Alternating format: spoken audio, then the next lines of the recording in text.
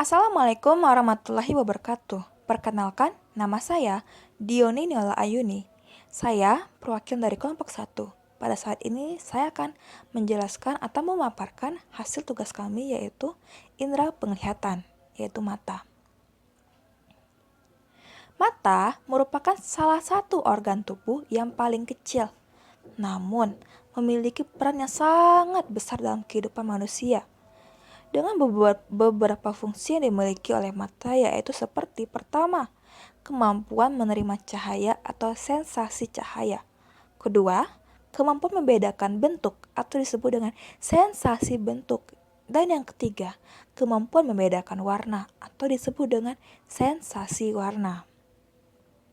Mata memiliki kemampuan melihat dengan dua mata secara tunggal, sehingga ia memiliki daya stereoskopi atau disebut juga daya melihat ruang atau 3 dimensi.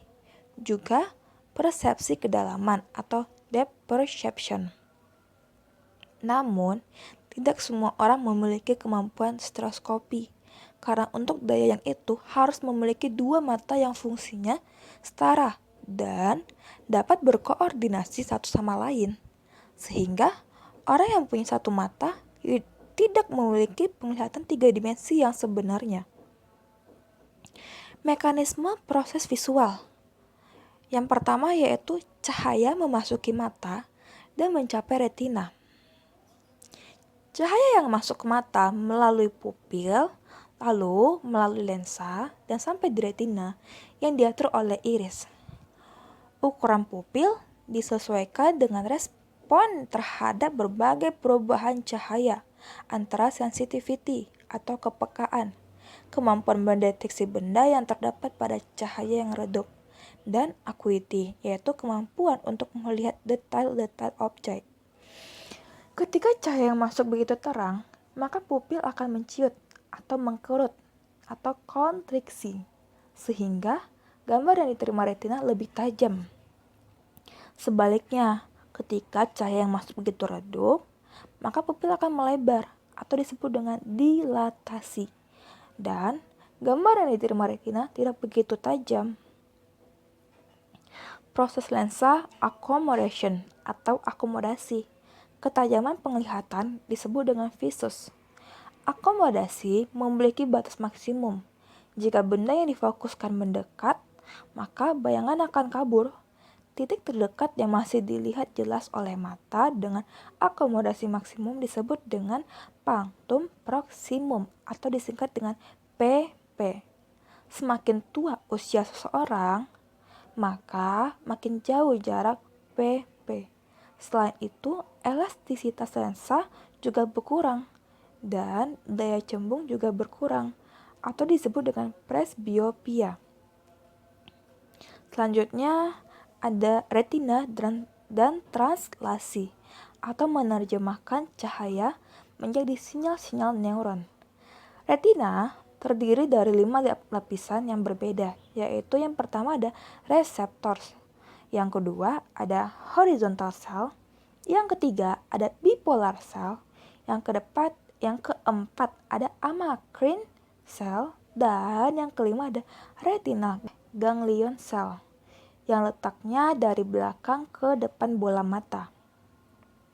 Cahaya mencapai reseptor hanya setelah melewati 4 lapisan lainnya. Setelah sampai di reseptor akan aktif, kemudian pesan neuron akan diterjemahkan balik dari reseptor ke sel-sel ganglion retina setelah melewati lapisan lainnya. Transduksi visual adalah proses konversi cahaya menjadi sinyal-sinyal neural oleh reseptor-reseptor visual. Penelitian tentang transduksi visual pada tahun 1876 menemukan bahwa zat pigmen atau substansi yang menyerap cahaya merah diekstraksi dari retina kodok. Ternyata rod mendominasinya. Pigmen tersebut disebut dengan rhodopsin. Rhodopsin sendiri adalah sebuah reseptor protein G yang merespon cahaya dan bukan molekul neuron transmitter. Selanjutnya dari retina ke korteks visual. Jalur visual paling besar adalah retina geniculate started pathway yang mengonduksi sinyal-sinyal dari masing-masing retina ke primary visual cortex atau striate cortex melalui lateral geniculate nuclei di thalamus. Dari gambar di samping dapat dilihat jalur organisasi visual primer, yaitu yang berwarna biru dan merah.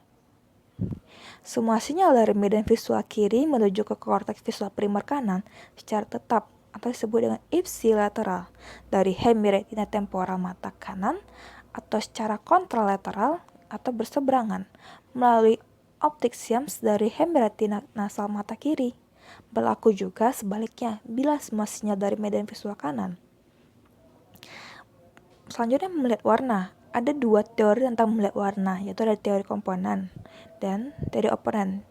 Teori komponen yaitu teori trikomatik, merupakan teori tentang penglihatan warna yang diusulkan oleh Thomas Young pada tahun 1802 dan disempurnakan oleh Hermann von Helmholtz pada tahun 1852.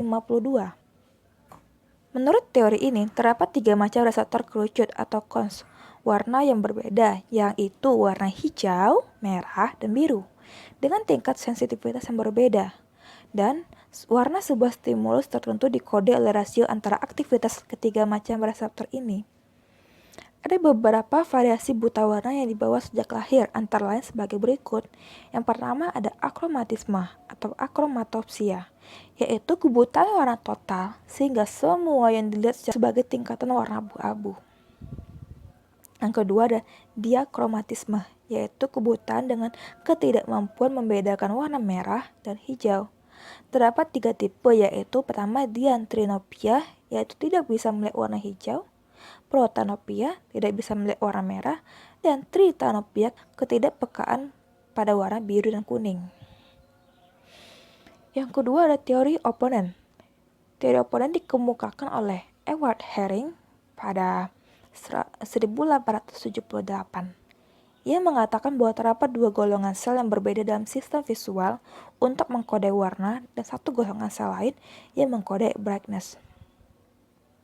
Hipotesis Herring bahwa masing-masing golongan sel mengkode 2 persepsi warna komplementer atau pasangan warna yang menghasilkan warna putih dan abu-abu bila dikombinasikan dengan ukuran yang sama.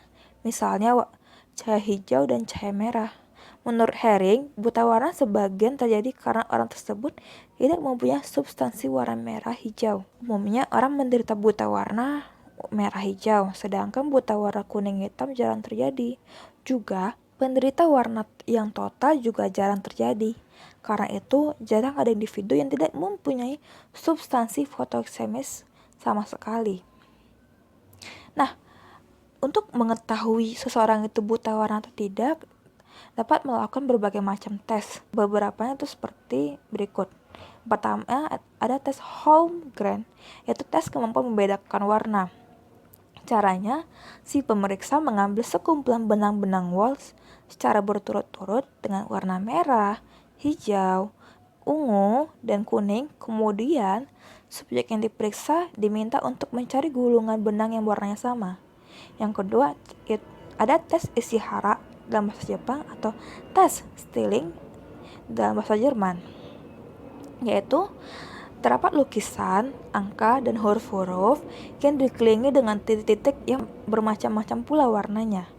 Subjek yang diperiksa diminta membaca angka, huruf, dan gambar tersebut.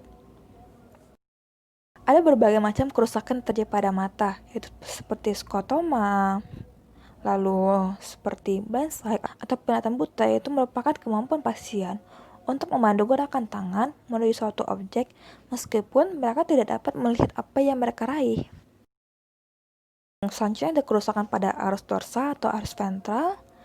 Juga ada prospagnosia, yaitu gangguan rekognisi visual yang merupakan agnosia untuk wajah atau kesulitan untuk mengenali wajah. Agnosia sendiri adalah ketidakmampuan untuk mengenali. Penderita prospagnosia sering melihat bagian wajah campur aduk antara dagu, mulut, hidung, mata, dan tidak melihat secara utuh sebagai wajah. Bahkan, mereka sering tidak mengenali dirinya sendiri saat bercermin di depan kaca. Baiklah, sekian dari saya. Saya mohon maaf atas kekurangan dan kesalahan kata. Saya ucapkan terima kasih. Assalamualaikum warahmatullahi wabarakatuh.